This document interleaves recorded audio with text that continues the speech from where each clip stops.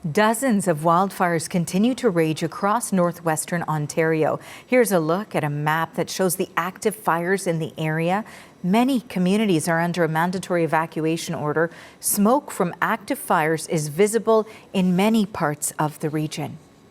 Now, Armstrong is just one of several communities currently under an evacuation order, and many people from there have been evacuated to Thunder Bay, Ontario, and that includes my next guest, Diane Laybourne. Diane, thank you so much for joining us today. You're welcome.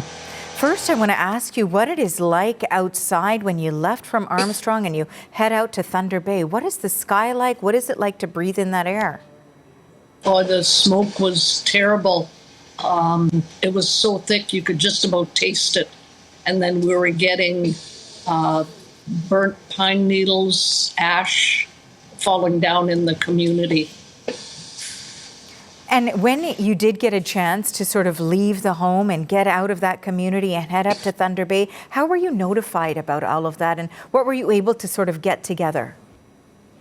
My son and my daughter-in-law came over and told me to pack a bag because the police actually were the ones that started everybody moving to evacuate because we'd had no word from the MNR about what the situation was or how close the fires were. We could see the smoke, and in some of the pictures that people took, you could actually kind of see the orange flames, but you couldn't really tell how far the fire was from the community. What are some of your greatest fears right now as, of course, you continue to watch this evolving situation and now you are away from your home?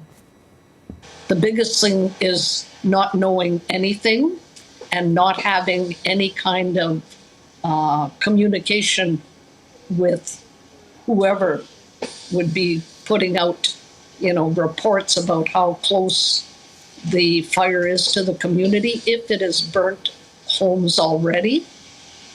I do know that the police are working hard to try to get about 14 people out of outpost camps north of Armstrong.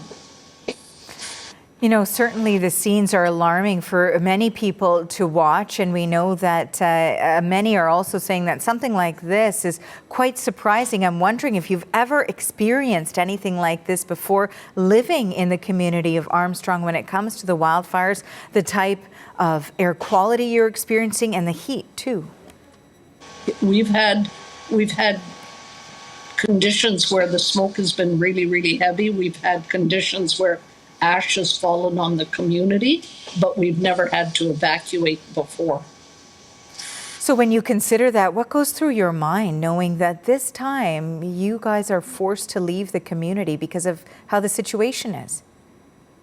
You know what? It's really hard to think about because it's your home.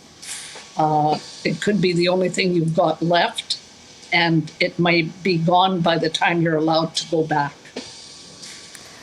What sort of support would you hope that people know that people in this community require right now if they want to reach out to help? Well, it'd be nice to know that, what we were told today is that the MNR has grounded all helicopters and water bombers. So they're not fighting the fires, and I think they're so big and they're so spread that they probably don't have the crews either. And if they do, then they should be telling the public that. Finally, Diane, any final thoughts from you on what it's like when you reflect on what the situation looks like for you, what the community looks like, and where you are now? Do you want to know something? That this one fire that burnt Collins to the ground was started at the beginning of June.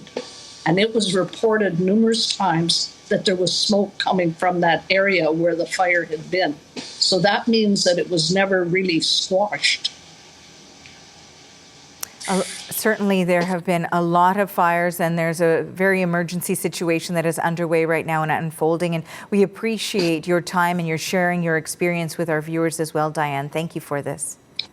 Okay, thank you. That is Diane Laybourne. She is an evacuee from Armstrong, Ontario. We reached her today in Thunder Bay.